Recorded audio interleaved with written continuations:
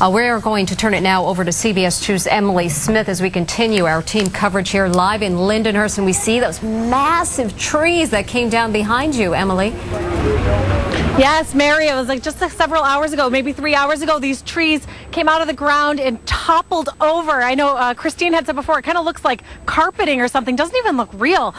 Smashed the fence and just missed that house. We spoke with the homeowner before. He was sitting in the living room right there. He said, you know, it startled him, but he was so thankful that the tree did not just slightly go in the other direction and could have sliced his house, gone right through the window. Who knows what could have happened. You know, there's neighbors out here, people standing in the streets. They were all supposed to evacuate. There was a mandatory evacuation here in Lindenhurst. It's a low-lying area, and just until a couple of hours ago, we were standing here with them, and the water was up to our waist. We were on rafts, people had paddles, and we're kind of making light of it at this point. But yeah, it's receded. It was water from the bay. It was salt water. I have a person who lives in this neighborhood right here.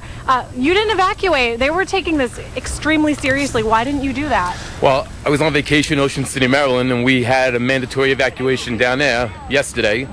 So our choice was to come home and secure our furniture and tie everything down and just get ready for the storm. So you got home. How'd you get here?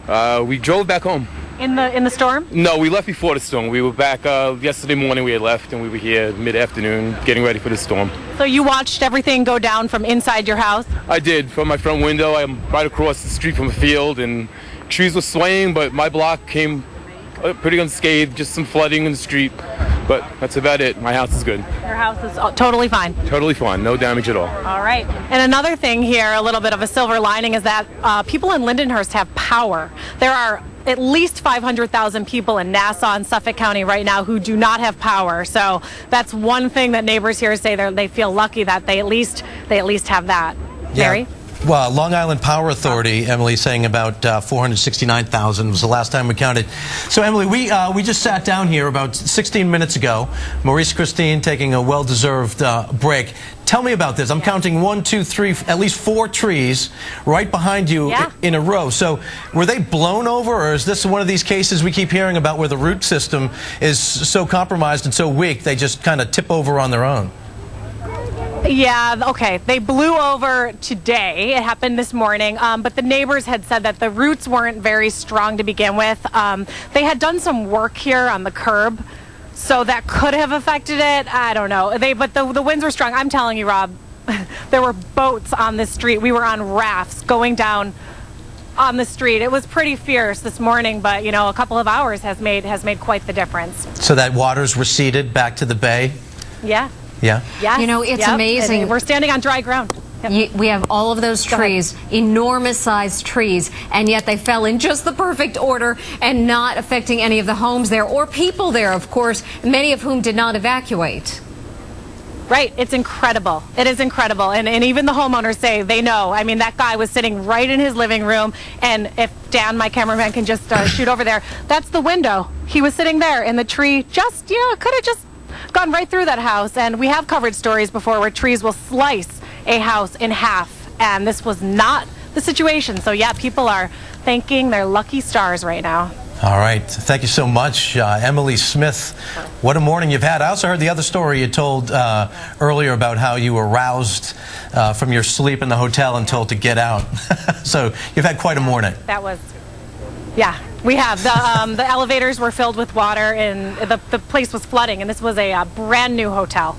All right. You're doing crazy. A great job. Thank you for all the information. Thanks, Emily. Let's head up island. You know, there's so many of these images we have. We'll be showing them and you think about the debris that's in that water as well as it rushes through. What is it taking with it? I mean, look at these huge trees that have come down. You had that saturated ground as that water, an immense amount of water, came down with this rainfalls. I mean, incredible rainfalls. We'll talk to Lise Finch in a moment about it. But you've got 1, 2, 3, 4 trees right in a row. You had a little gust of wind, and they came over. Yeah, and this is where Emily Smith's been reporting from, and apparently several hours ago she was up to her waist right there. It's a picture from Long Island you're looking at, Levittown, I believe. Water was up to her waist. Take a look at Mamaroneck, what they're dealing with in Westchester County. So much water, so many trees down. Emily Smith, I want to apologize to you. I think I misspoke earlier. I said you were Levittown, but you're not. You're in Lindenhurst. Lindenhurst. Yes, we are in Lindenhurst, and Rob, I want to show you these trees. They uprooted and tipped over, smashing this fence. Look at the shed. But it wasn't somebody's house. That's the good news. If you look down the street a little bit more, we're going to pan our camera that way. That tree uprooted and just brushed against that house. But, you know, we've covered stories before where trees have sliced entire rooms off houses, and you know, it could have been fatal. So people on this street are really saying they feel lucky. A couple of hours ago, you know, let's pan down and show the ground. There is no water on the street right now, but just 2-3 hours ago we were up to my waist in water, so it has receded. We're going to roll to some video now of earlier this morning when we were on another street in Lindenhurst, and we met up with these two guys in kayaks. They were having a great time, just kind of rowing down the street, and I was chatting with them, but they seem happy-go-lucky. They did not heed the evacuation warnings, but really they were just trying to make light of the situation. Their houses, they said, were destroyed. They lived in houses just down the street, totally flooded out, but they said, you know, what can we do? We can't do anything right now about it. So they were out just trying to have fun. Rob, I could see you doing something like that, actually. Trying to make the best of it. Right? Right. That's all they were doing. What are you going to do when your house is flooded? That's the only way out. What about power outages? Yeah. Of course, they're dealing with those, the kayakers, but in that neighborhood where you are, they still have power. Yeah, they do. And, you know, you said before there were, and I know from the LIPA website, there were about 460,000, I think, people without power in Nassau and Suffolk County.